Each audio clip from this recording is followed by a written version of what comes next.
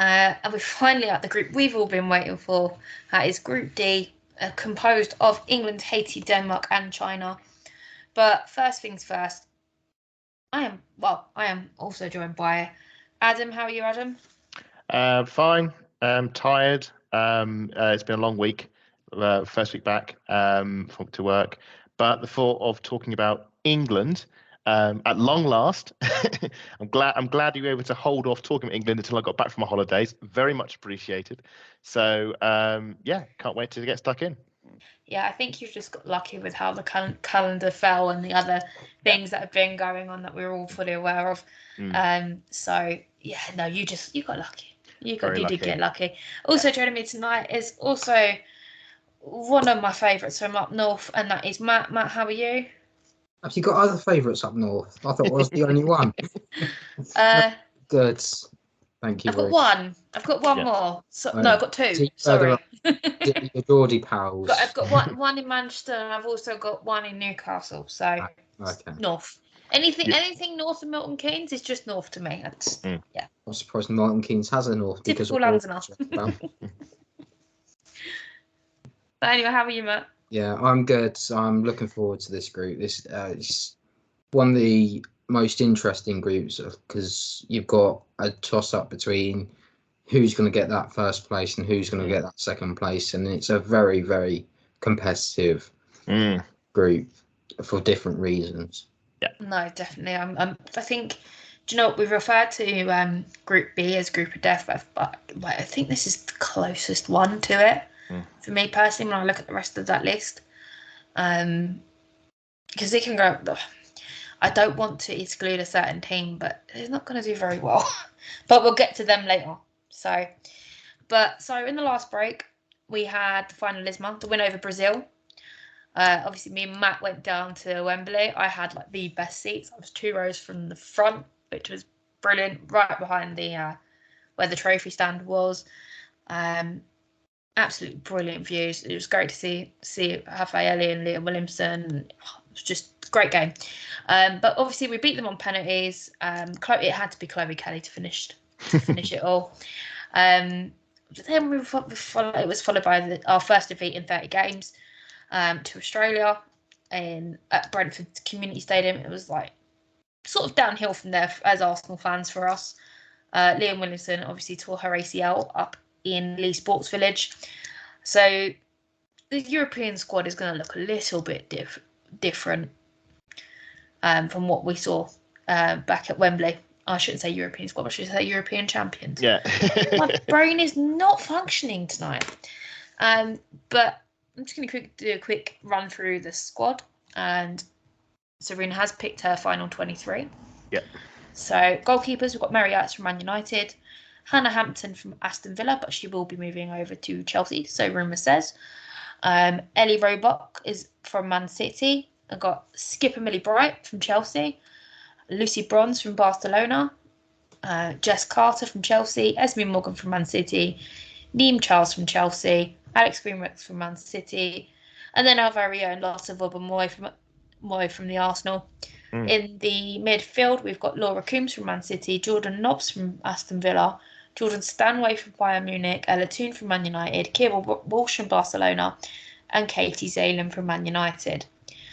Up top, we've got Rachel Daly from Aston Villa, where she should be, by the way.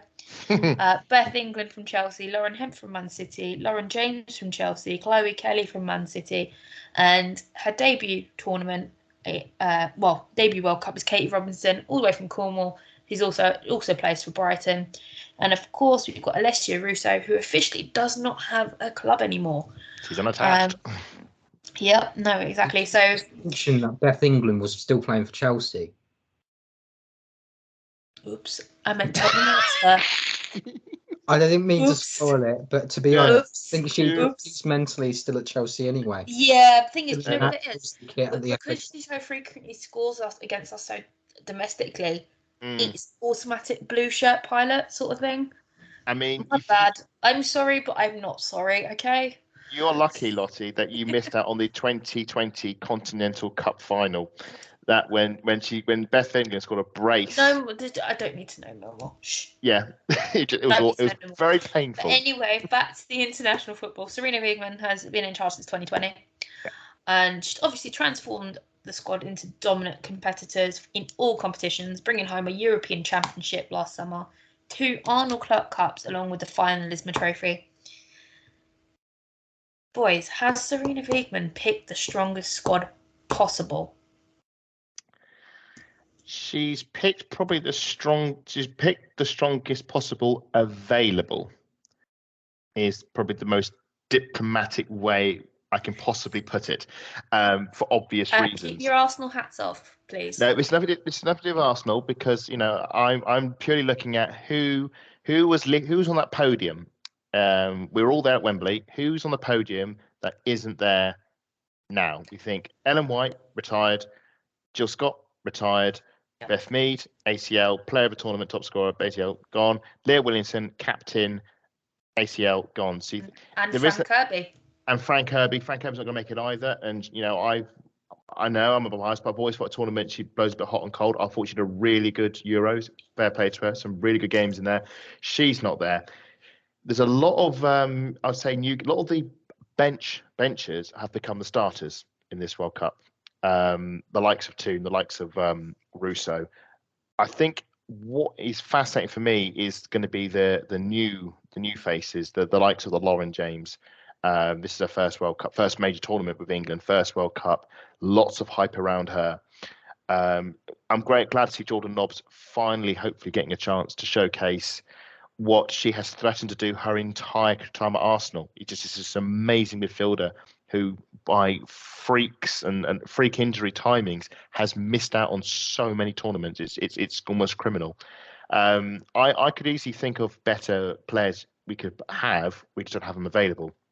So it'll be up to Serena to sort of get to utilise what she has available to her to the best of ability, and I fully expect to do so, because that's why she's done so well she has, and we won the Euros under her watch. I expect us to go deep in the tournament again with this. There's plenty of talent there. The only thing that will hold it back is inexperience. But what better place to get your experience? I don't think it's an England squad if you don't have a few reservations about some of the players.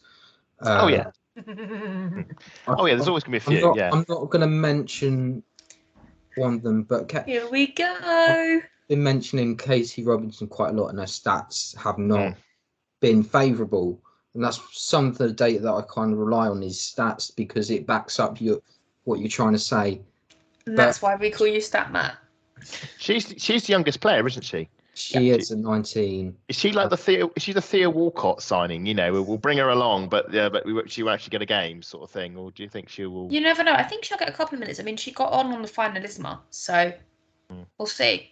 This is the thing as well. It was when you saw her at the finalisma, she looked lost, and I don't know whether it was the tactical or whether she wasn't well disciplined or her lack of international minutes. And it just completely threw her, and it kind of threw off the rhythm as Brazil went on and scored that equaliser. And there are other players as well. I don't understand. At one point, Jess Carter was playing. I believe she went from playing left back to centre back at one point as well. There's other players as well that I don't like. I've mentioned so many times. One of them plays for Man United, and I gave her the chant. I'm not going to try and name her, but generally, if you're given the ball, if you're a midfielder, I do apologise to the listeners. Take your Man United bias hat off, Matt. The whole point of a midfielder is to not lose the ball. If you're if you're trying to do a Kim Little and failing to do it 3 out of 4 times, just give up and just pass it. But there's no one like Dr. Kim Little MBE. Let's just get that straight, please. There are no other Kim Littles. What was criminal was that they tried to do it. Someone made that fake rumor off of Kim Little and Katie Zellum being swapped over. That Oh was yeah, trauma. that was That just was a nonsense. trauma. That was a trauma. It's to put your mind at ease, Matt. I don't think she's starting. She's a bench player because the player who's going to be starting in that position is Kira Walsh. I mean, we should make 100%. that absolutely clear. You know, Literally, that spot is cemented as the England's midfield's Perlio, as I call her. Yeah. No doubt about it. She is our Perlo. No, she's not a starter. She's a substitute option that we would probably bring on if the game is won and we want to protect Walsh for another game. Yeah, We bring thing is- Katie Zellum on, and Yeah, no, she could also be that Ella Toon replacement because Ella Toon didn't start last year no, at all. She came off the bench, so Ella Toon could be starting and take Ella Toon off. I don't think Katie Zellum really thrives in the attacking midfield. I think she's Mhm. more of she try the 6 or the 8. That's where she tries to play a little bit deeper, so she can almost try and win that ball back, and then give it back to the opposition and try and win it back. well, okay. If you take your But obviously, yeah, let's take let's my take Chris at the side, Matt, examples. which are verging on sort of petty here. Um, What I would say is on her strengths is if we have a corner in the 96th minute and we want to get it on the money, there's only one player in that team I want taking that set piece. Okay, and that's Katie Zellum. If we're going to be balanced here, just to say there are things you can do, and as Arsenal fans, as we have suffered last season and seasons before, she can take really good set pieces, and that's why she's the James And Ward-Prowse that team. is one thing she does bring to us. I will give her that. Yeah, She absolutely. does have an eye for a pass, though. Yeah. She set up the opener for Toon at the Emirates. I'm pretty sure she set up the. She did all three. She did all three. So, yes, so I'll give her that. But it's a lethal weapon. But if you don't use it or don't have the opportunity to use it, it might. Then it's kind of a question of who's filling that role, who's filling in that other midfield role. Is Jordan Nobbs going to start? I think it'd be Stanway and Walsh. It'll be like the Euro. She'll have Stanway and Walsh in the double. Backup. So if any of the other midfielders get injured, Stanway? Sorry, it's not Stanway. I'm saying I thought you said Stanforth. Apologies. No, not Stanford. No. I was going to say that something's badly gone wrong if she's on the backup list. No, for me it'll be a 2 of Walsh and Stanway like it was at the Euros. Yeah. I thought that they played together before. Obviously, they're not going to separate ways, but I thought that worked really well in the Euros. So I think that'll be your. Serena will stick to what she knows and what she knows that works. Serena will. will. For the love of God, please do not put Esme Morgan at centre back. She plays at right back. Leave her alone. I think what you've stumbled upon is actually a really good point. Is who is Millie Bright's partner at the back? Oh, we'll come to that in a little bit. Okay, gotcha. Just hold your horses, boys. No, that's fine.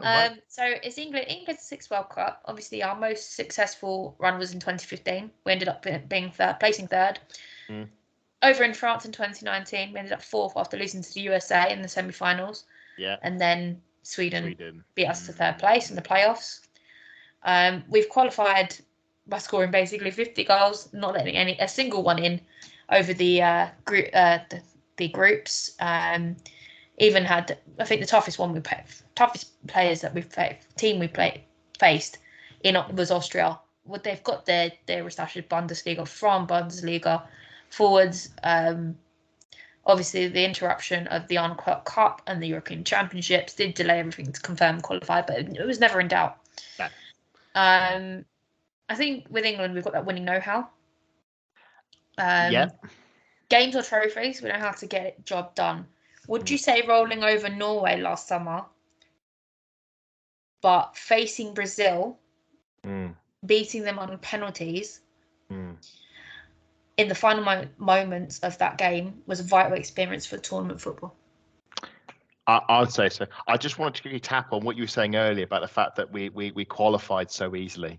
And obviously, as you said before, Lottie, you've come to the world of women's football. I say rather late compared to me and Matt.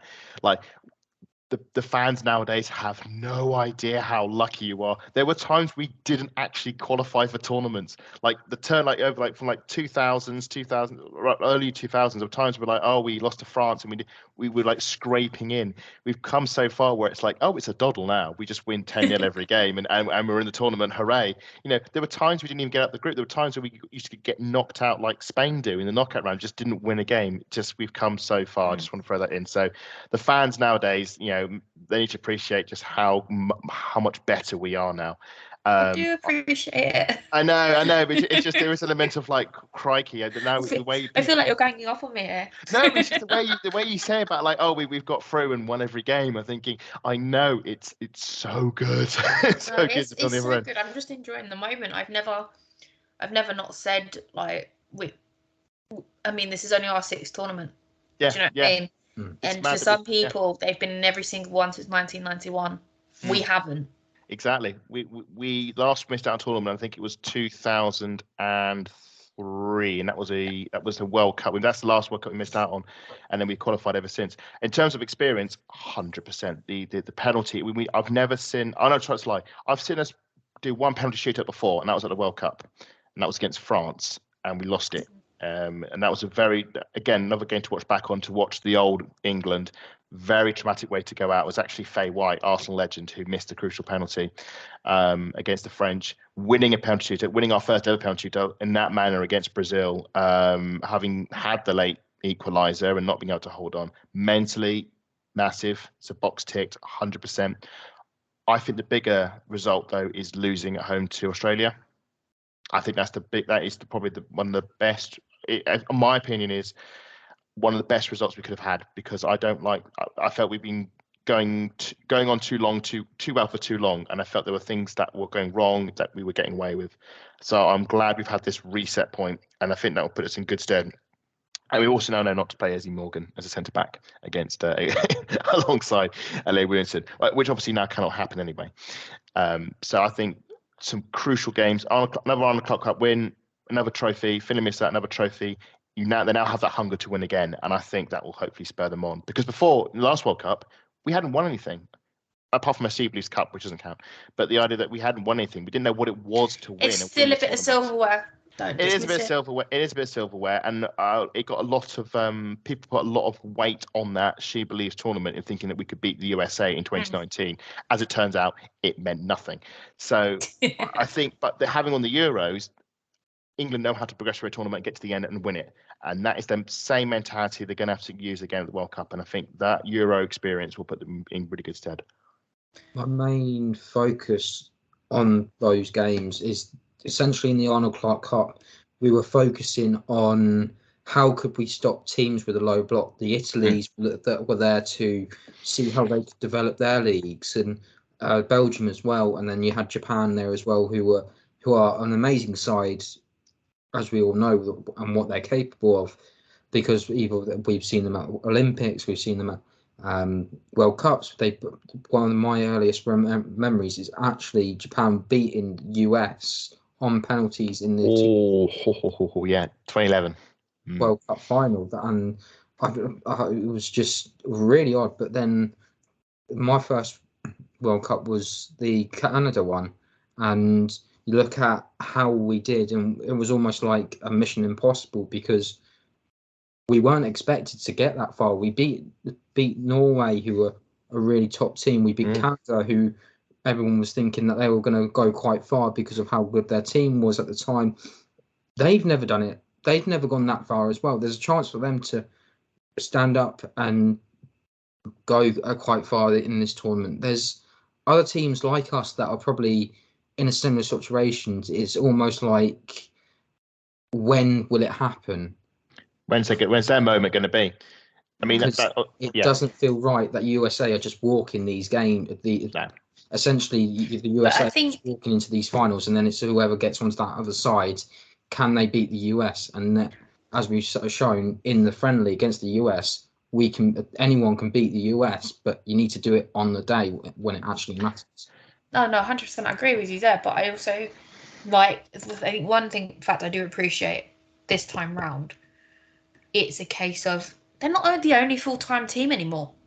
No, that's the thing. That is so it's going to get harder. They're not going to be a walk in the park. And that's what makes me excited. Although there's not everybody, but majority of these teams are now all full-time. Yeah. And it's not going to be a walk in the park like they remember it. It really isn't. And that's what makes me excited for this tournament. Like, regardless of how well England do, I just want to watch football. I'm excited. What I want to add on your point about USA was walking it. There was a time with the Euros that Germany would always win the Euros. Just every time the Euros was on, Germany win because they were the better side. And like the USA, they had full time. What? 4 in a row, wasn't it? Something like that, yeah. And they had a team that players which were like full time and so forth, but they haven't won it since 2013. Netherlands won it, and then obviously we won it. Their aura of invincibility sort of ended, and now they're sort of trying to play catch up again, and that will happen to USA as well. And this could be the moment when they are toppled. Obviously, Japan were able to do a number on them, but I think that was a more of a romantic football moment. It's a bonkers. If you watch the highlights, it's a bonkers game to watch back. 100%. I mean, even Hope Solo not saving that last penalty.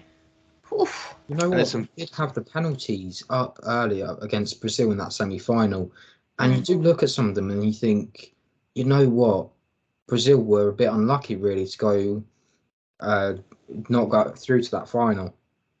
What, 2011? Yeah.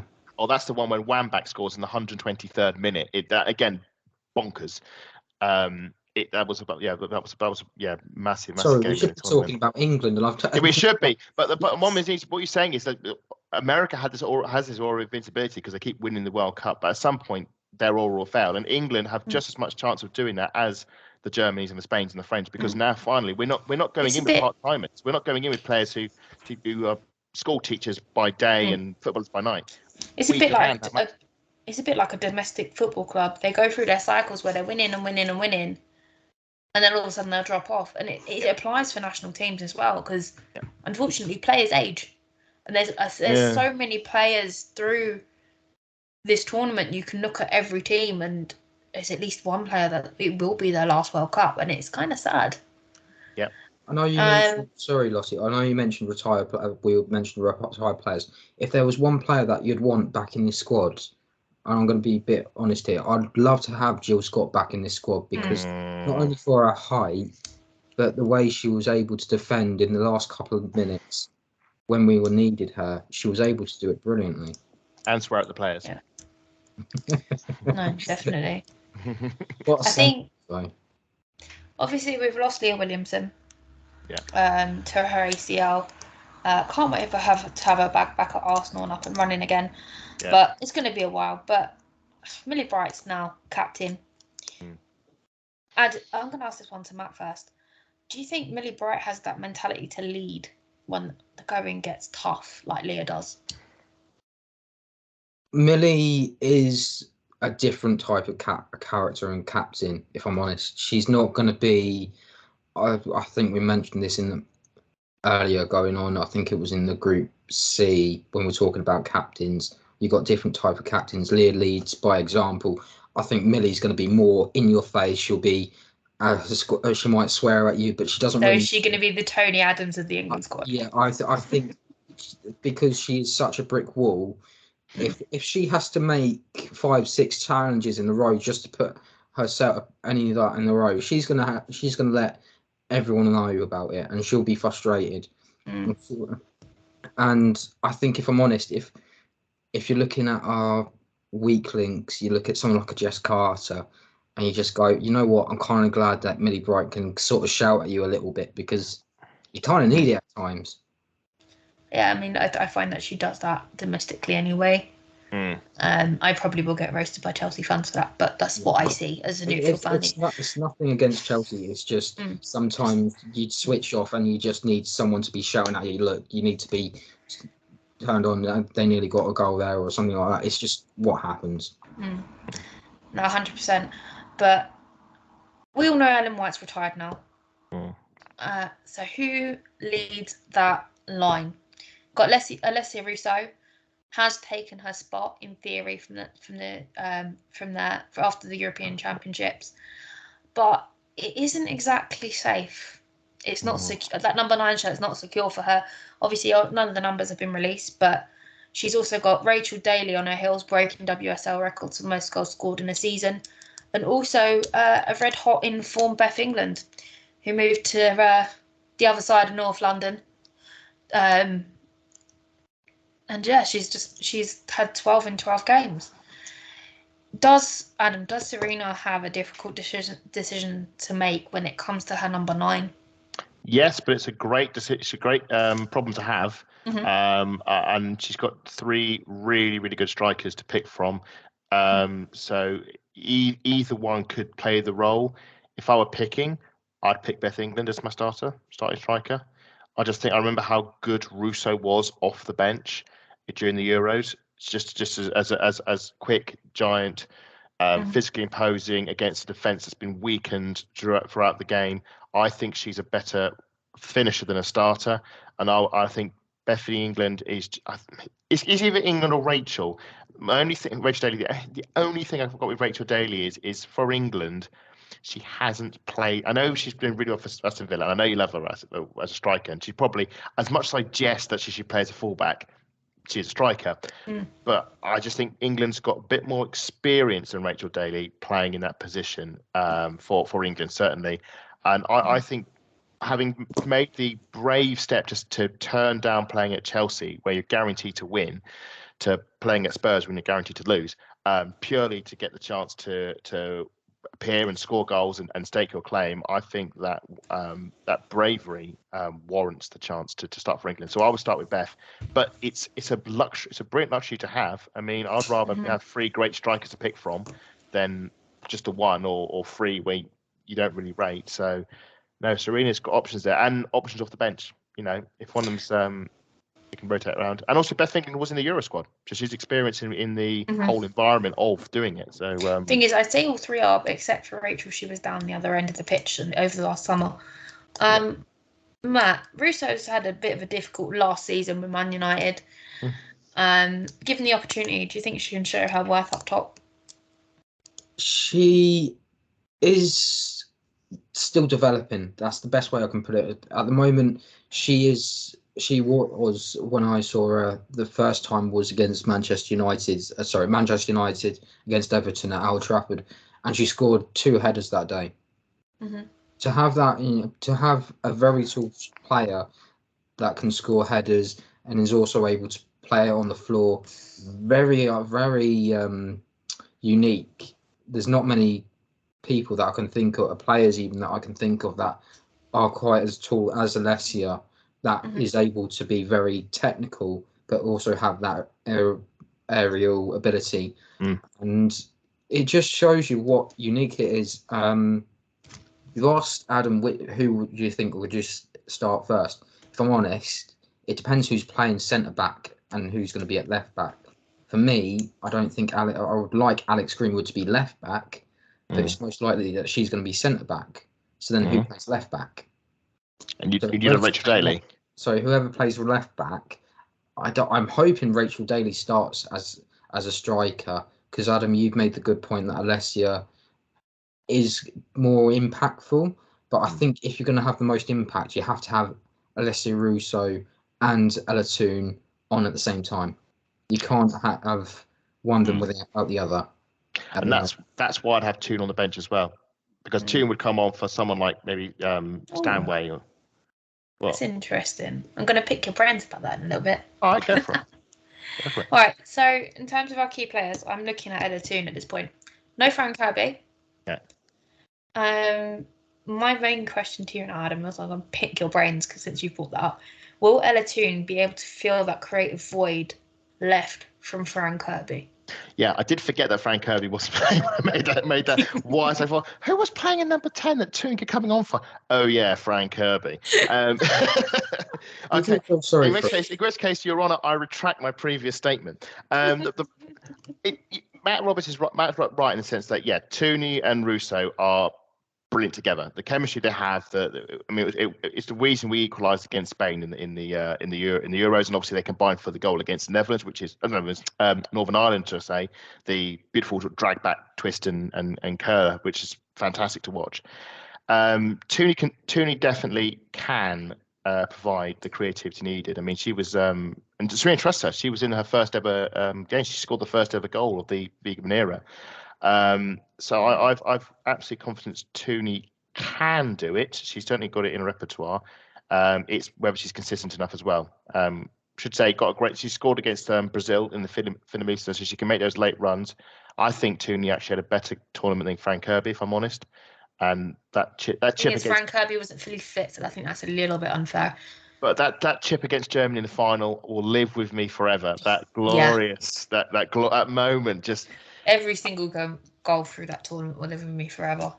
But Tooney has made the big moments count, and I think that I think if she plays with Frank Kirby, I think that England won't lose anything. I think it's a decent replacement for Kirby. No, definitely. So is she a key player off the bench or a starter? And is she that game changer when we desperately need it? I think because the Kirby injury, not being fit, has sort of rather flummoxed me now, because the alternative is you'd start Jordan Nobbs and then bring Toon on with Russo. But I don't think Jordan Nobbs could start. I think Jordan Nobbs is a bench option. So I'm now in the worried position now where I think what will end up happening is Toon would come off and Russo would come on, and you'd never get the chemistry. So there's a sort of a misalignment there. So that's the trouble. Because if Toon would come off, who is like Ella Toon? Like Kirby and Toon were sort of parallels in the Euro squad, they were equivalents. But I'm not sure there is an equivalent for Ella Toon now in the squad. The options are midfield are Laura Coombs, Katie Zellum, Georgia Stanway, Kira Walsh, and Jordan Nobbs. I just don't think any of those other ones. Certainly, I wouldn't put Katie Zellum on as an alternative. Obviously, Walsh and Georgia Stanway would be starting. So it's either Laura Coombs or Jordan Nobbs. So Coombs has had a really good season with City, and she's really stepped up this season, both attacking and defensively. So she's almost, I think, honestly, she would be more likely to come on for Georgia. So is she more of an 8 than a 10? Yeah, because the fact that she can play both positions quite well, and well, you know, Jordan Nobbs is an 8 as well, so that really means there isn't actually a Toon. If you think about how those subs would work, from what I can see, Kira Walsh and Katie Zellum are a pair, and then you've got Georgia Stanway and Laura Coombs and Jordan Nobbs, which are sort of 3 in the same position, and then you've got Ella Toon with nobody else. So that's going to be one to watch in the World Cup. What is the alternative to Toon? But I can't see it at the moment. No, that will be interesting for sure. But I feel like she's going to start a bit more. And come off the bench, and Serena's probably going to find some sort of balance depending on who we face. I think. Obviously, no team will be easy. This is the World Cup, but there are teams in there. You look at it and think, no, you're not. You're just going to come bottom of the group. Do you know what I mean? I have a hunch. I know it's really harsh. I have a hunch that Stanway will start at 10. I think she'll push Stanway further forward. If I'm going with gut, that's the one I think. It'll be a Stanway push further forward. That's the one I'm going to go for. Walsh almost like a defensive midfielder, sort of like what Leah was doing at Arsenal, almost like a half centre back, half a defensive midfielder, but playing lovely balls like she was in the Euros. Yeah, no, definitely. I mean, back to Alex Greenwood, we were saying, like, obviously she had a pretty impressive game as a centre back, although she's usually a full back. I do think she's going to be that partner with Millie Bright. And it makes me more comfortable because she knows what she's got to do, and if she needs to, she can also play in that 3 if Serena puts that 3 out. Yes, this is the interesting one because Alex Greenwood was sort of the unlucky victim, shall we say, of the fact of Rachel Daly playing fullback and Leah Williamson dropping back into defence. Is suddenly there was no place for Alex Greenwood to play centre back or left back. So it's interesting to see what her role will be. I remember in 2019, her and I should say Bright as well weren't the most secure at the back. There were a lot of gaffes. Mostly they got away with, but against Sweden and USA they didn't. So I'm hoping that obviously lessons have been learned since then. I'd expect her to start, but I know thing is, if she started at centre back, who would you play as full back? I'd have to think about that. I would actually put Esme Morgan out. I can't remember if she plays on the left and the right at the minute. She plays at the right. Brain's gone. I think I'm confusing Jess Carter. I think Jess Carter plays on the left. Yeah. Because I think I would play Lottie Moy as the partner to Bright and then put Greenwood as fullback. But that's the conundrum now because actually, that's a very good point. Actually, it's do you know what? It's sometimes with me, I just sit there and I forget which side people play on. I do it all the bloody time, and it's irritating. We got the likes of Neem Charles and Jess Carter as well, who can float around that defensive side as well. But this is again the thing, because of Leah Williamson's injury and Rachel Day's promotion from fullback to striker. Suddenly we've got a mystery two player gap, which needs filling, and Serena needs to decide before we are opening game, saying, right, what is going to be my back four? Because at the moment I don't know what it is, and that is quite scary. So we've got to hope that she finds the answer soon, because if we suddenly would go into a tournament and they're chopping and changing in every game, then you know that Serena doesn't know a back four. I expect to get it sorted and we would have a back four that we're comfortable with, but I don't know what it's going to be. Yeah, Matt, how confident are we in with Millie Bright's fitness? She's obviously mentioned she had like an operation on her knee. I've got a vibe of an MCL injury, like Lucy Bronze did, but obviously it's not confirmed. But that's the vibe I'm getting. How confident are you in her fitness to lead just to us through this tournament? Just to put it into perspective, we've got a game against Portugal tomorrow. She won't be part of that, as well as I believe Jordan Nobbs is out for it as well, even though they are part of the 23. It's just basically just maybe too soon. We've also got a behind the closed door friendly against Canada when we're out in Australia. So I would probably imagine that you must be pretty close, but if she's not making the matchday squad in your farewell game, it's hard to tell. It really is. But you'd hope that the lessons have been learned. You're not only from past World Cups, you're also looking at the men's, taking the half fit strikers, half fit midfielders, half fit defenders at times, even if they're the best players. If they're not 100%, they don't go. I'm assuming come July 22nd, Millie Bright will be up and running. I hope so. I hope you're right. Adam, have you got any thoughts to add to that? I again the same. My concern is I do feel like going back to our time with watching the men's teams, there was always a player that they brought along injured because you'd hope they'd be fit in time for the tournament. I think it used to be Jack Wiltshire. Well, for me, it was David Beckham, it was Wayne Rooney, the metatarsal, and it's like they come to a tournament and they're clearly not fit enough. I have more hope that Bright won't be like that. That she will actually get the Bright we need, who plays for Chelsea and, let's be honest, plays rather well for Chelsea. She's a good player. Exactly. You can praise her. She's in an England chat. We're good. Yeah. The worry is if she's not fit, or only fit from the bench, suddenly that defensive line looks very, very shaky. I'm just hoping. And that terrifies me. And you say that she's not going to be in the Portugal game. No. So all of a sudden, all now we got is Lucy Bronze will be right back. I think we can all agree.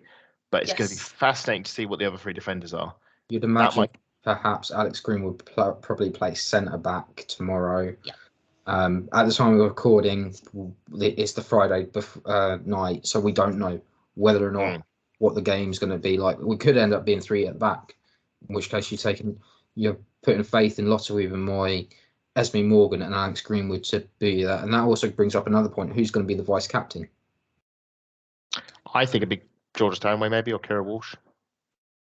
I think it's going to be Lucy Bronze. Yeah, good shout. Yeah, could be. Although I feel like she should be captain, I think she'd be really good. It may be her last tournament, so I think maybe for tomorrow. Did you have a captain on the bench? We should add. There is a midfielder captain for our club on the England bench. Yes. We're doing this on purpose. Anyway, stop winding him up. It's too easy. I'm going to ask you boys, out of all of the England teams, who are your ones to watch? I will go last because mine's short and sweet. So I'm going to let Matt go first because Adam seems to be in a bit of a wind-up mood, ladies and gentlemen. So Matt, who's your one to watch? Had too much coke. I've kind of And that is Drink, Coca-Cola, not- ladies and gents, not anything else. Diet Coke. Yeah, I had a bit of a 50-50 on this, and I was choosing between Georgia Stanway or Jordan Nobbs. I've chosen Jordan Nobbs this time around because I look back at her, and essentially her role this tournament is going to be completely changed. She's going to have the tournament behind her, so she's going to be looking more as a mentor this time around. She's going to be able to provide, fingers crossed and touching wood that I am properly touching wood this time. Oh, Adam, don't. Come on, keep going. Move on, quick, move on, quick. Yeah, so I'm hoping that she scores some sort of worldie like she did in previous tournaments. She's got the mentorship rattle. Now I think she's going to be a huge impact player when she comes on that bench, because all she'll want to do is she'll want to run for the rest of the game. She'll want a moment. Definitely. Adam, who's your pick? Yeah, I will obviously echoes Matt's sentiments. We know with Jordan Nobbs should have been in more tournaments. Got that great goal against Scotland, and I really do hope she gets off the bench and gets another moment like that. For me, my pick is Kira Walsh, because I've had a bit of a sort of with Kira Walsh. I've never really believed in her. I remember at first. So when I first saw her, hear me out. First saw her was in 2019 in the France World Cup in France. And I just could not get my head around what the point of her was, because all I saw was her getting over in the midfield, giving the ball away. Kira Walsh was this year's Katie Salem. No. So 29, not at all. No, we're not going that, not that bad. But okay. Kira Walsh had so much positive hype around her. All the pundits saying she's one of the best midfielders for Man City in England. She's amazing, and I'm watching and thinking, who is this midfielder? I just don't see it. The only good thing I saw her do is when we scored against the USA, it was a brilliant switch of play to Beth Mead. I thought, that's great, but I never really saw it. And when you watch the reviews reading the reviews after the tournament, they were quite scathing of her. Flash forward to the Euros, and that was a moment when I saw, right, I get it now. I get what Kira Walsh is all about. I understand now that she's been played properly. She's been utilised properly, and then we see her in the the Euro final, and that pass to Ella Toon. It's one of the balls of the tournament. I'm watching it live, thinking that is a pass. That's like Miedemar to Blackstenius against Man United levels, and it's like, right, I get it. I know. It's good, isn't it? I get Kira Walsh. Exactly. I Yeah. I can just see it replaying in my head. Yeah, and the finish afterwards was even better. So I get what Kira, and now she's gone to Barcelona, and therefore that is absolutely the right move for Kira Walsh, because she grew up learning Spanish football. She likes of David Silva. Learning how to pass the ball and be the metronome of the game, and I can't wait to see her at the World Cup to say, right, 4 years on, you had a really bad World Cup.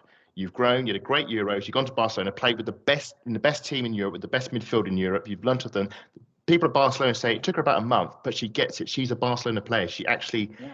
I think, and I can't wait to see her bring that to the World Cup. Adam, but her most recent interview was, and the one statement that really caught my eye. That's the only reason I really read it was playing for Barcelona changed how I looked at the game as well as my mentality. Yes, it's not in those exact words, but that interview was really a really interesting read. So if anyone does see it, definitely have a read.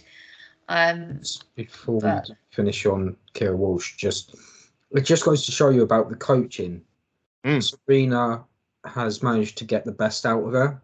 And then she's gone, right, okay, I've done my bit at Man City. I need to find somewhere where I can take the next step. And she's gone to Barcelona, and she's developed and she's learned a lot more. Whereas you hear about the Barcelona fans talking about the opposite about Lucy Bronze, but we'll leave that there for the moment. Let you talk about definitely. I've actually gone and picked an ex-Chelsea player, Beth England. I think it was a little unfair of me to think, it's halfway through the season. She isn't getting picked. She's not getting down to that last 23.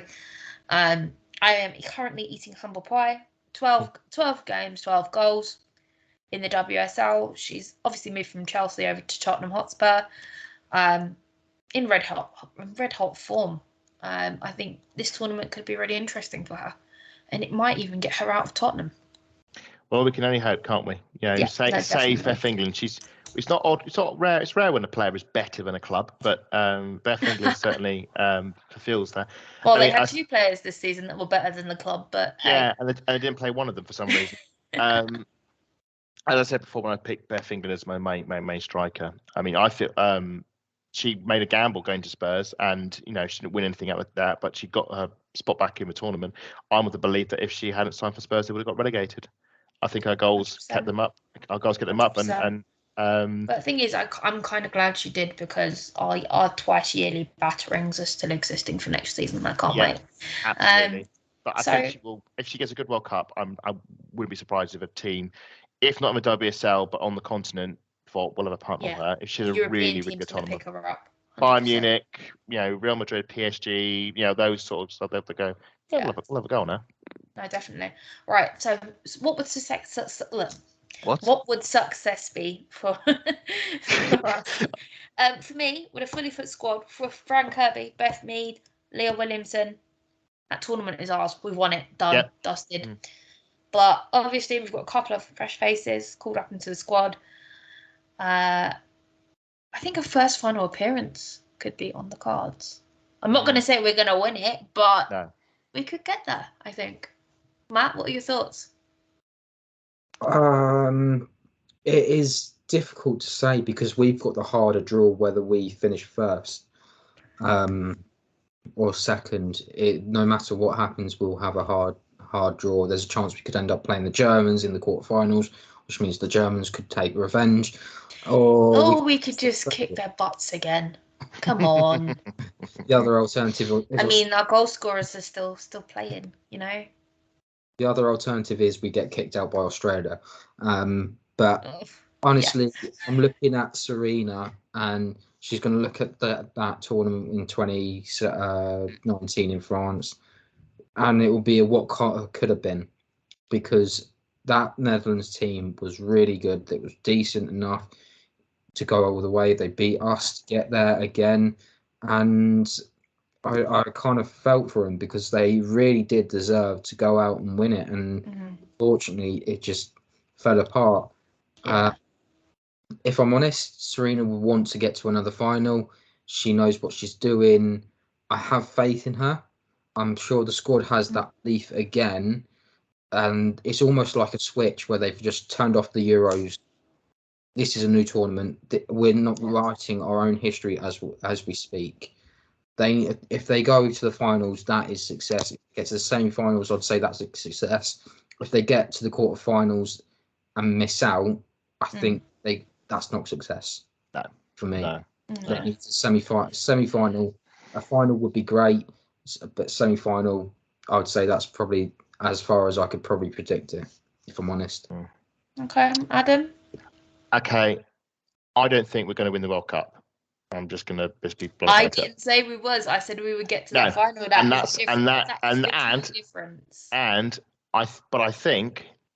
I think for our success is at least getting to another semi-final, maintaining that consistency in tournaments of getting that deep. Just we've had now 4 semi-finals in a row now. 2 World Cup, 2 Euro, one of them obviously we've gone further. Thank you, Sweden. And I think we need to just sustain that level. But as Matt said, it's. I mean, we say it's a difficult draw. The teams are of so much better quality now that it used to.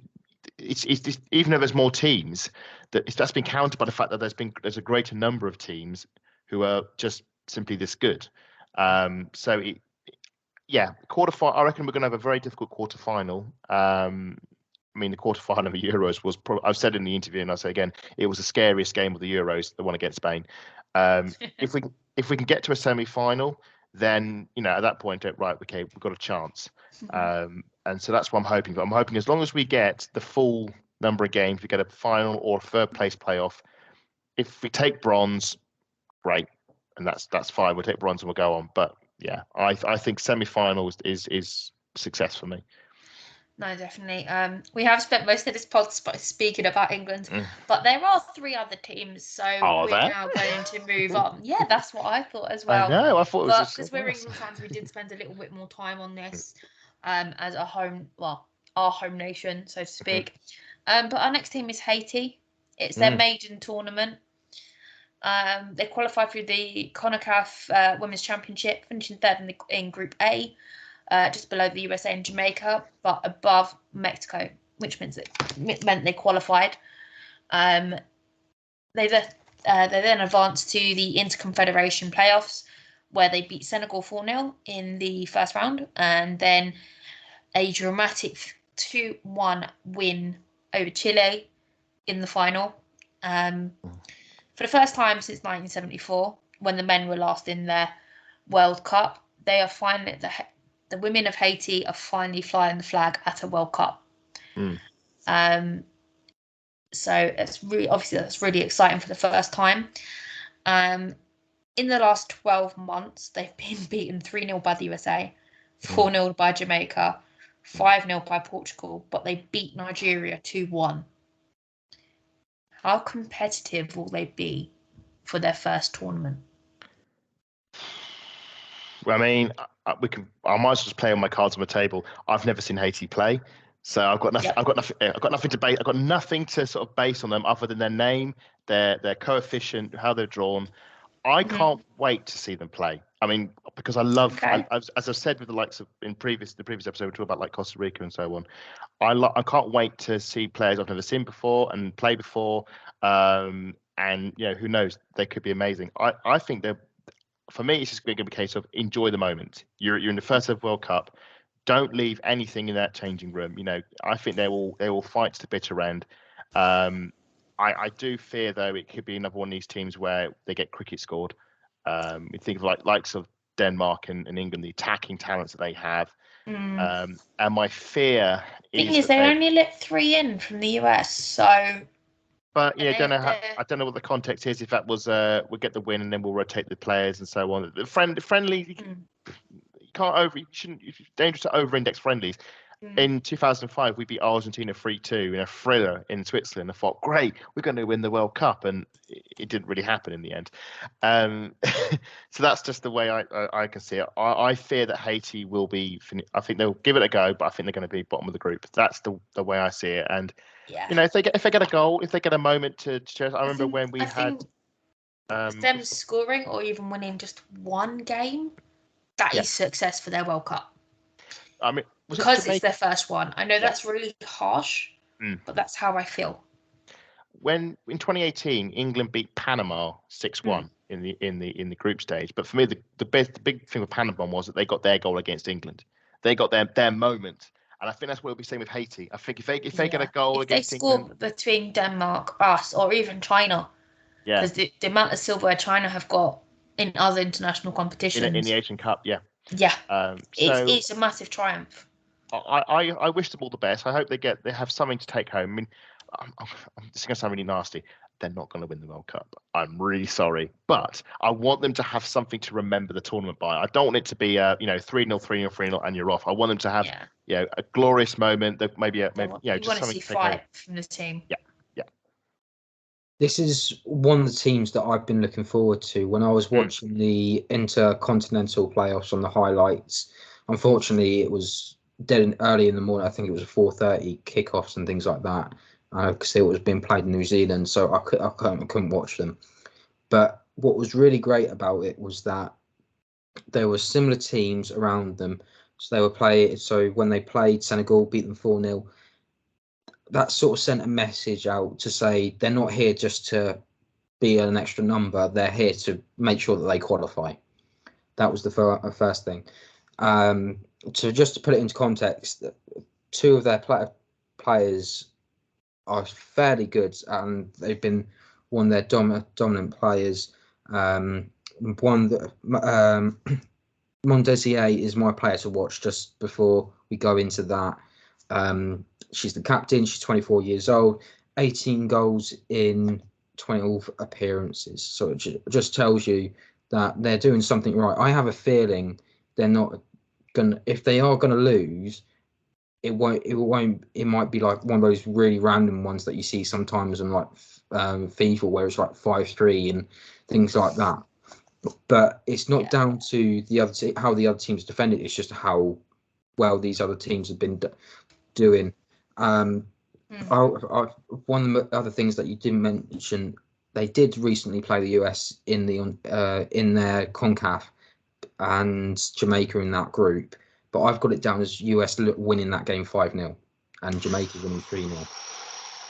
So there's that opportunity. If England just go, we need to get those 3 points on the board. That's probably where it's going to be. All we need to do is get a win against China or Denmark or 2 draws against both teams. Serena won't do it that way. She'll want to win every game. We know that's what she does. And it's our opening game as well, isn't it? Haiti, yes. England, Haiti. So we need to get off to a good start. They have a problem with corners. That was the other thing on the highlights. Every time they had a try and defend a corner, they could not defend it. So if we can get a if we could have kind of one of the reasons why I said I kind of wish we had Jill Scott because of how tall we are. It could end up being one of those games. You know what? The good news is this time around in that mini tournament, they've had the ability to use the technology that is going to be available at the World Cup. So the fact they've had the stoppages and things like that, they're going to be used to it. So there's no going to point. I remember 2019 against Cameroon in that quarterfinal. Every 5 minutes, Cameroon were kicking off, and that was embarrassing. Reason. And it was one of the reasons they kicked off was because they played it back and it was a back pass in the penalty area. Yeah, and they were ball up. Yeah, they just delayed that free kick, and I just thought, you know what, they're going to walk off at some point, aren't they? They almost did after the Ellen White 2. They thought it was offside, and it wasn't offside, and they stormed off. Just want to add on what you were saying. You say Haiti are really susceptible to corners. So what about if we had someone in the midfield who's really good at taking corners right from the off and just get those balls whipped in nice and early? Maybe there could be something in that. Yeah, Georgia Stanley's good at that. You got Kira Walsh as well. Lucy whip a good ball in. Lauren Hemp, maybe. Chloe Kelly on her day. It's hard to choose, but honestly, I've mentioned it so many times. This team's going to be there to try and develop as much as possible, not just learn from the best. They want to develop as a country and be able to say, look, okay, yes, we've been to a World Cup, but this needs to be a common theme for the next couple of 10 years. So it needs to be the sort of stepping stone to get the ball rolling for consistency. This is huge for them. Just put thing is, it's also, I feel like it's also an opportunity for the European teams and the American teams and the whatever league that is shopping in this transfer window to actually look at them as players, because only 4 of them currently play in France. And that is it. And there's a couple in the USA, but they're all at the universities. They're not in WSL league yet. The average age of that squad in the Intercontinental was 22. So young. Yeah, I have actually got 2 players to watch because I know Adam hasn't actually got one this time around. I should just want to add, because just want to get on that one. So you're saying about this development. This is obviously their first World Cup. Obviously, I mean, it sounds really stupid, obviously, and I'm going to go really Michael Owen here, but every country has its first World Cup. England's was in 1995, and from 1995 they've developed. It took years, They didn't, after 1995 they didn't get to another World Cup until 2007. They had that experience of going to the World Cup. They got out of the group and then they lost to Germany, as we always do. This could be the start for Haiti. They get their first World Cup, they get their feet in the door, and it's just important that they develop on. Because if any country can do it, any country, if they put the investment in, I'm not expecting miracles from Haiti in terms of trillions of pounds being invested, but if they are deadly serious with their women's team and they want them to improve, this is a good first step. And it's important that win or lose, they don't waste this opportunity and they use this to harness this momentum to then go again. And that'll be the big win for Haiti, is if this is a stepping stone to something more rather than a one-off. No, completely agree with you there. So we'll just wait and see what happens, but we don't think they're going to make out the group. But two to definitely watch is Melici Dumornay. She currently plays for Lyon in Division 1 Feminine. She's actually was the player that scored twice in a dramatic win over Chile in February in the Interconfederations playoff. She's only 19. She's 13 caps and 7 goals. And in terms of Division 1 Feminine, she's had 13 goals and 21 appearances for her club, which is absolutely brilliant. The other player I am recommending is Bachiba Lois. 26 goals in 20 games. These came from the CONCACAF Championship games, where she scored 5 against Aruba, who are not very highly ranked, unfortunately. So that's probably why she got 5 through. But that is all the information we have on Haiti for now. But we are going to move on to the other European Just before team. that, I will throw out another player, Rosalind Borgella, 21 appearances, 18 goals. Okay, that's another one to watch for you guys.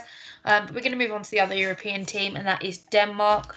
Their 5th World Cup, albeit the first since 2007, hoping to counteract their performance at Euro 22. Adam, where did it go wrong for them last summer? Wow. Okay. Firstly, you have absolutely blown me out the water with that statistic. This is their first World Cup, because we mentally associate Scandinavia with as frequent Since appearance. 2007. Yeah, I mean they've been in European tournaments, but yeah, I had no idea. So thanks for that.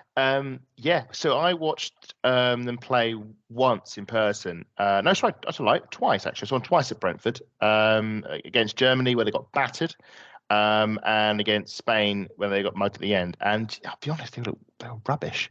It was. I'm sorry. It was just really weird to watch. There was an over reliance on Pernilla Harder, who they only scored 1 goal in the tournament, and that was against Finland, and that was Pernilla Harder. But they just didn't really have anything, and it's bizarre when you consider the talent that they possess, like Harder, Molecule as well. Katrine Vey, we obviously know about. She's going to be going over to obviously Everton. I'm hoping to see better from them, but yeah, it was a really, really, really disappointing tournament. In fairness to Denmark, though, they were in a slightly awkward group with death of having Germany and Spain in their group. They did, draw a short straw on that one. But yeah, they'll hope to have a better one. Unfortunately, someone has to draw the short straw on this Yeah, time around. It's Group B, so they did get the rug pulled out from under them. I mean, if I'm honest, I mean, I think they. With Harder now obviously back fit, and she looked very sharp at the tail end of the Chelsea season, and now she's liberated by having escaped Chelsea and moving to Bayern Munich. I feel confident that she will take that form into the group stage, and I think Denmark will do better than the Euros, and they'll actually get out the group. But no, it was I was hoping to see more from Denmark. I was very disappointed at the Euros, but they weren't the only ones disappointed. Matt, has it got anything more to add to that before I announce who their 23 squad, which came out today? Well, one of the teams I was really looking forward to seeing was Denmark, because they always produce good players. It's almost very un-Scandinavian, really, of them to be knocked out of Euros unless they're given pretty much a Germany and a Spain. It's very unnatural. But even so, it looked like it just they didn't look right, and I don't mean that in like a negative sort of way. It just, when I'm trying to think the best, when we were playing Stina up front every single game, 90 minutes, she wasn't getting subbed. That's exactly what Harder was doing for Denmark, and nothing was working. No matter what, it just was not working for him last summer. And I hope lessons have been learned. They brought in younger players. There's been players that I'm looking forward to seeing. I was going to probably mention them, but if you're going through the 23, then fair enough. There's some really good, talented players there. Some of them have missed out as well. But a lot of them from the Everton squad. So I know quite a lot about them. So ask away. So R23 going off to Australia and New Zealand, the World Cup 2023 for Denmark. The goalkeepers are Leen Christensen from Rosenborg, Katrin Larsen from Bondby, Maya Bay Ostergaard from FC Thisted Q. Thisted. Wow. Yeah, it's a bit of a mouthful, that club. Defenders, we've got Stina Balenciaga from Valerenga, Ricky Sevek from Everton, Simone Boy from Hammarby, Katrine Vey from Everton, and Luna Gevitz from Montpellier. Midfielders, we've got Sophie Gunge Pedersen, Karen Holmgaard from Everton, San Trollsgaard from Everton, Katrin Moller-Cool from the Arsenal, Yanni Thompson from Vallegra, Sophie Sava from Real Madrid, Josephine Hasbo from Harvard Crimson, Frederica Thorgensen from Inter Milan, Emma Snell from West Ham, Sonny Trollesgaard from Reading, and Pernille Harden from Bayern Munich. In terms of up front, we've got Annelies Vansgaard from PSG, Rika Marie Marsden from North Carolina Courage, Millie Gelge from North Carolina Courage, and Signe Brun from Lyon, and Nikolainen Sorensen from Everton. So quite a fair few WSL names. Matt, who do you feel like has really missed out on this team? Funny enough, there is another Holmgaard on there that should have been on there. Sarah Holmgaard. Unfortunately, she was a bit injury prone and she ended up going out on loan first start, and then she came back. She's missed out, but it's an opportunity for her to be right. Okay, this is what I need to do to make sure I get into that 23 next time. If I'm honest, had it been 26, I'm sure she would have been on that list to begin with. Yeah, no, I can agree on that one. Adam, is there anyone else you think that's missed out that's Danish? Nothing comes to mind. I'm not okay with the entire Danish team, as long as Pernille Harder's in there. She's captain. She's not going to be left off. Exactly. Who would leave that captain out? I've actually got a thought for that later. I think you guys are going to be shocked. Okay. So, but I'm going to keep that for a second. Go on. I was going to say my more focus is just looking at the team, especially the forwards, of like who I'm sort of curious about, and the one I'm really curious about is Signe Brun, because she's a name that always gets batted around whenever it's transfer window. And we've been, I don't know, with the amount of times we've been linked with her, and obviously on the winter window, after the Russo deal collapsed, suddenly it was let's try and get Signe Brun from Lyon, and it's like, yeah, I'm assuming she must be this world-class striker. If she's a grand. I think she went to Man United at one point and then didn't re-impress. So I want to see what the fuss is about Signe Brun. If we see her play and maybe score a goal, so that's my curiosity. I would say not the player to watch out for, but is my curiosity. Of the team. Okay. So they've qualified by winning away fixtures in Group E of the UEFA qualification. They had 6 clean sheets in total. In terms of being in the World Cup, 1991, they managed to make the quarterfinals. 1995, again quarterfinalists. And then in 1999 and 2007, they failed to get out the groups. But key players for me is skipper Pernille Harder. She's broke the top goal scorer record for the national team in September 2021. She's been playing with Denmark in the senior team since she was 16 years old. I think in one of her first games, she actually got a hat-trick against Georgia. Wow.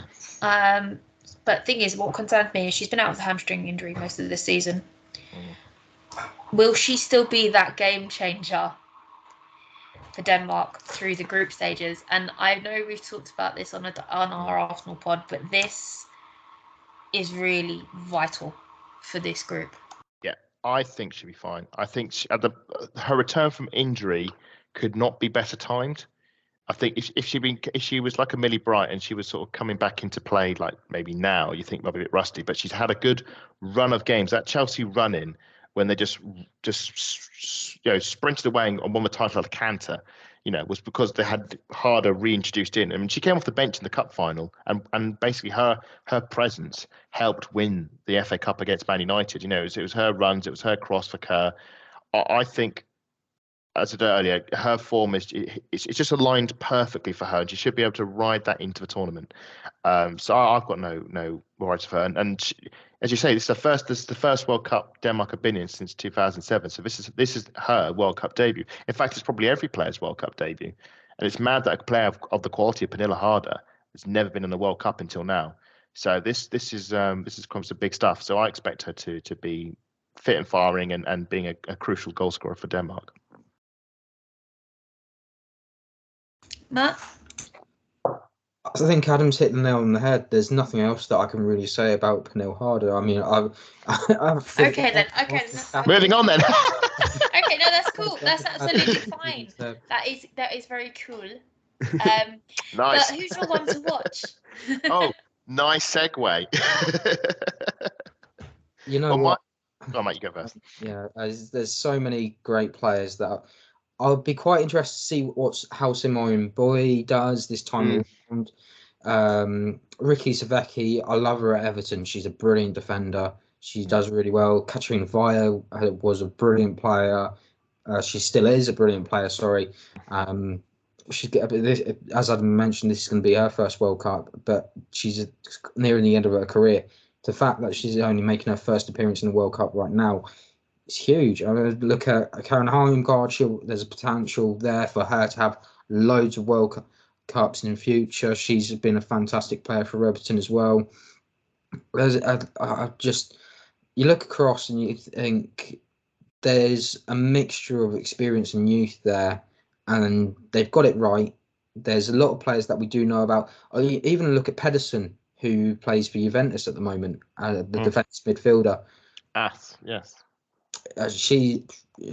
She'll be an interesting one. But if you had to pin me down, I would have to say Karen Heimgard. I'm looking forward to seeing her play, and hopefully she can carry on that good form that she had at Everton. No, I've got to say, she did kind of stand out to me this season in WSL, so I'll definitely keep an eye out for her. Adam, who have you got for us? I was just looking at the age profiles. Trollsgaard at Reading, 34 years old, and it's her first World Cup. I mean, that's just amazing. I'm playing my Arsenal card here, and I'm going for Katrine Molekul. She's very raw talent, young talent, only 19, 20.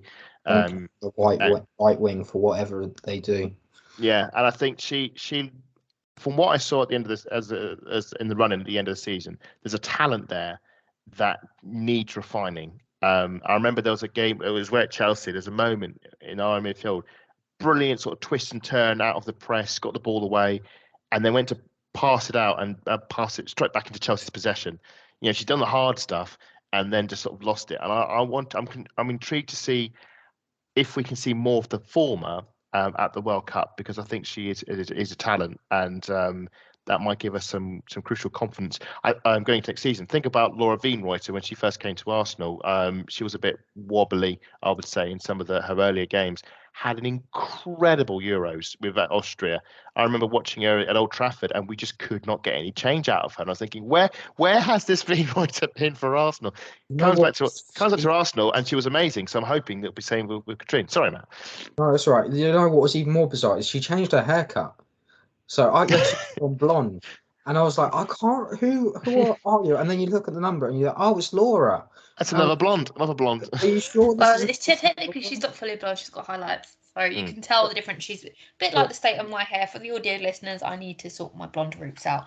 But yeah, no, you can tell who is Laura when it comes to the blondes. I can definitely agree with you on that.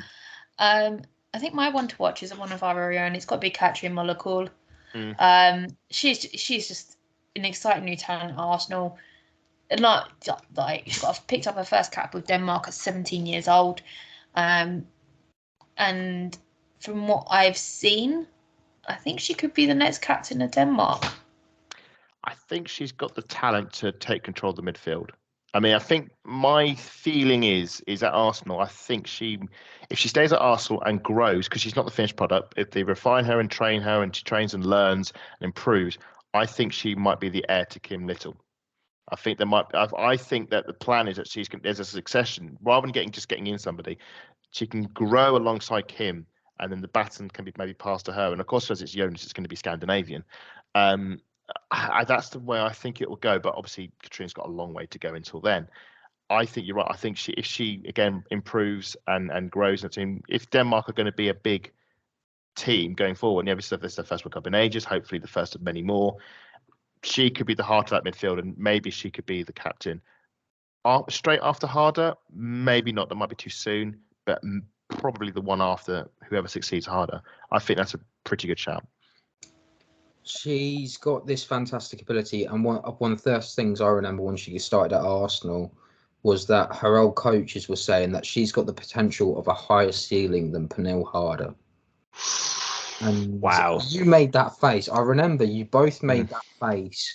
And do you know what? But I did say she will replace Pernille Harder, so I am fully aware of that. But I didn't want to make a big call like you just did. Yeah, this is what I'm saying. It's from a previous coach. If this is what a coach is saying, it gets you excited. But they've got to have that development. They can't be. I keep on mentioning it. I don't want to see her on the right wing for whatever reason. Why you take it off Victoria Plover halfway through, or say you take off Pernille Harder and then you bring in on Katrina Kolb playing her on the right wing. It just doesn't make sense. Just make sure she's playing in the middle, because we know for a fact that is where the best football comes from for her. If she's able to see what's in front of her and not in behind, if she's aware that from her defence as well, which is where a Simone Boy and Ricky Savecki are going to be very key. They're going to be able to tell her what's behind her. She'll be able to thrive and develop a lot better, a lot more, and she can become almost, as we've mentioned, like the Kim Little successor. She could probably grow to almost be.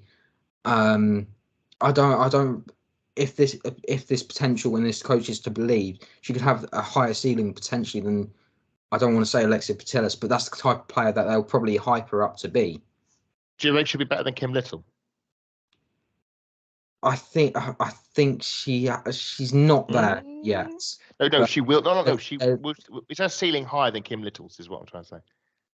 I think what goes differently for her is the fact that she's more like she's going to be able to go to more competitions than Kim Little did with Scotland, and that's a bit unfortunate because Scotland have had some fantastic teams, and that's for improve and develop even more further along.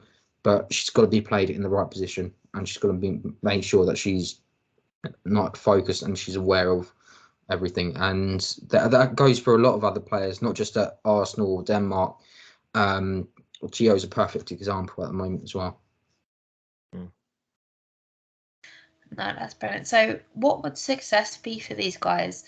I feel like they've got the perfect balance of experience and young talent. It does make me think they could be a little bit of a dark horse in this tournament this time round, if they can get into the right gear. But for me, making it through the group stages, round of 16 until the quarterfinals again, is success for them, for me. I remember, I think they were pinned as a dark. I know it was either Denmark or Norway. One of them got pinned as a dark horse at the Euros. I can't remember which one it was. And it was Norway. Yeah, and that went well. For me, success. sorry, Norway fans. For me, getting out the group is a success, because they haven't been in the World Cup for so long. To actually, to get, and I think they will get out the group. For me, they are England and Denmark are the two I think will get out the group. I think if Denmark don't get out the group with the talent they have, it's a massive failure, and it's a failure again, replicating Euro 2022. So I think they'll get out the group, but I can't see them getting past the last 16. For me, they're group runners up. And that will mean they'll probably face Spain, shall we say, or Japan. I think that's where I think that's how it all lines up. I'm probably checked, but I think they will they'll get the group, and if they do that, fair enough. But as we were saying with Haiti, this is their first World Cup in ages, so they need to be qualifying more, and they need to have more tournament experience. And for some of these Danish players, unfortunately, it will be their last World Cup. But hopefully for the younger players, like the Molocals, it'll be the first of many and valuable experience for next time. That will be the key, is that they'll probably take lessons that I've learned from the Euros. Yeah. And that will be their get out of jail. Whereas as you see Haiti, first sort of tournament, real experience, young squad, can they do it? Probably not. You look at, we don't even know I know we're going to come to the next team. We don't even know what team they've got because they haven't got anything on. No, definitely. I mean, China is now our next team. There's been no publicised team at all for them, unfortunately. Just like, well, I think I didn't manage to get the Haiti squad, so I do apologise, everybody. But again, China haven't released their 23-player squad yet. I mean, in the early days, obviously they hosted the first Women's World Cup in '91. Their nickname is still Roses. They were a powerhouse in 1995 in Germany. They reached the semi-finals. And then in 1999, they beat in the USA. They beat Norway 5-0. And then they heartbreak struck when they lost to the US on penalties. Since then, they've gone no further than the quarterfinals in 2003, 2007, 2015. 2019, they finished third in the group with one win against South Africa. Back in February, they won the Asia Cup. February 2022, I should say. They won the Asia Cup for the first time since 1999. Bearing in mind, this year they've beaten Sweden and Spain. Wow. Are they able to compete with the other teams in this World Cup? That are simply the top tier, ranked the best. Okay, I'll go first. Compete. I think they can compete, but I don't think they could compete with, say, USA or Germany. You know, that sort of caliber. I think I said Denmark will become second in a group, but I think China is of that sort of level. It's a shame, really, because as you say, they have women's football heritage. They were one of the first women's teams the first country to host a tournament, and obviously have reached a final before and gone deeper tournaments before. Does feel like the European nations are starting to overtake them, and I think they've sort of been relegated to sort of the if it's in tiers, you have the England in a higher tier, and like Denmark in China probably in a tier below. I think they will certainly give a good account of themselves in the tournament. I'm confident of that. I think they will. The games won't be walkovers. They'll be tough.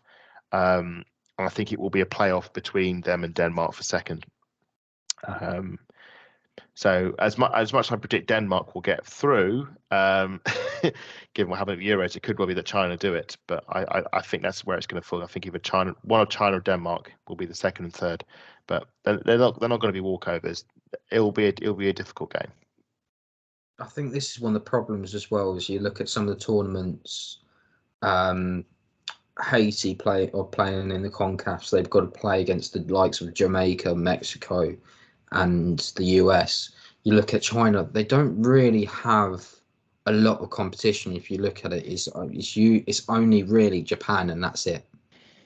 That's the main issue, and South Korea is sometimes starting here and there, but if China don't have that competitiveness that's in Europe, for example, or in Africa, because it is very competitive in Africa, but they need these European teams to test them thoroughly.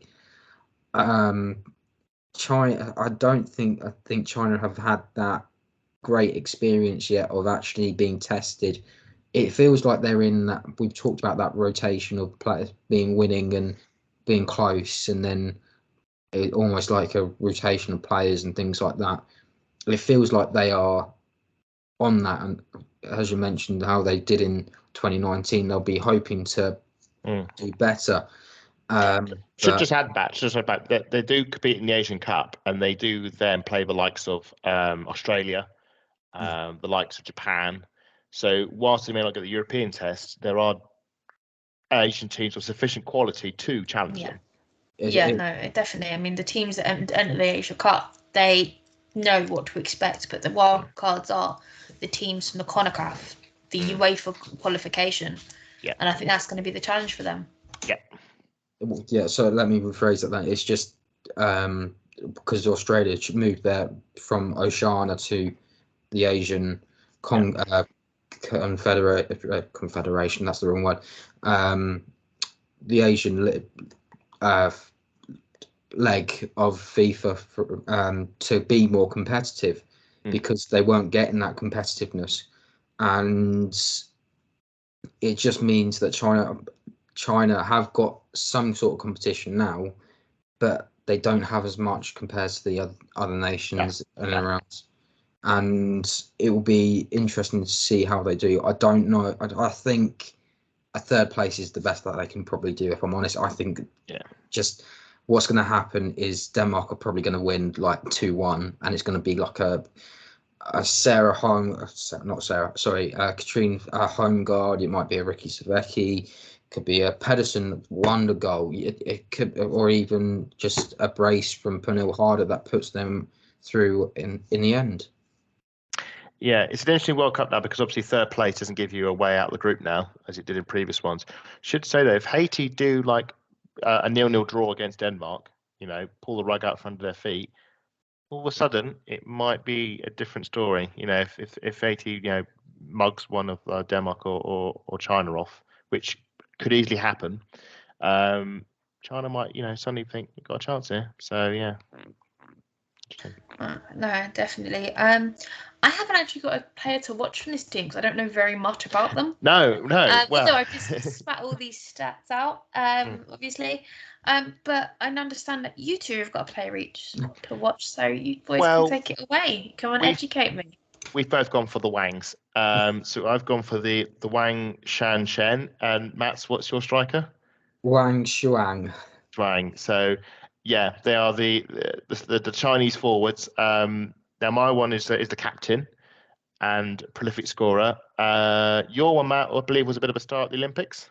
Yeah, she scored a hat trick against Zambia. Well, four goals, wasn't it? It was 4-4 against Zambia.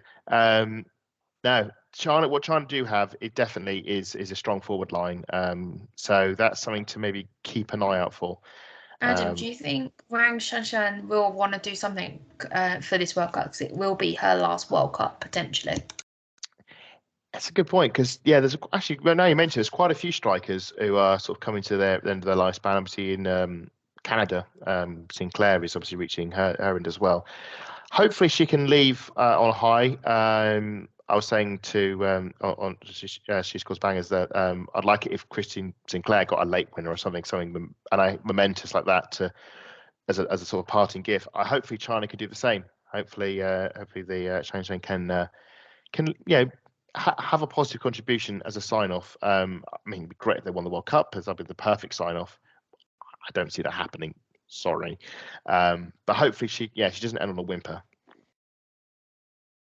Definitely. So Group D, got England, Denmark, China, and Haiti. That is how I'm seeing the group play out now. Matt, how do you think the Group D is going to play out? I think we're all still thinking that England are somehow going to just run through almost like they're going to run rampant. Just run through that, just like a cartoon. Just run through the front door like a car, and like leave a cutout of themselves in there, just like through. You do the position a hole in the wall. You sound like you're trying to describe Roadrunner. Yeah, right. Just everyone's probably expecting that, but I have a feeling that someone's in this group is gonna get the draw against England. Yeah. And that will probably throw them off a little. That will be the shock, I think. Yeah. Okay, but look, time for our game before we wrap up the show. It is the group 5-a-side. If you want to get involved, please look at the comments below. Stick your team in, see if you can come up with better teams than what we've got. The rules are you have to pick at least minimum of one player from each team, and then your fifth player, you can have an extra person from any team in the group. So I've started off with Mary Earps for England.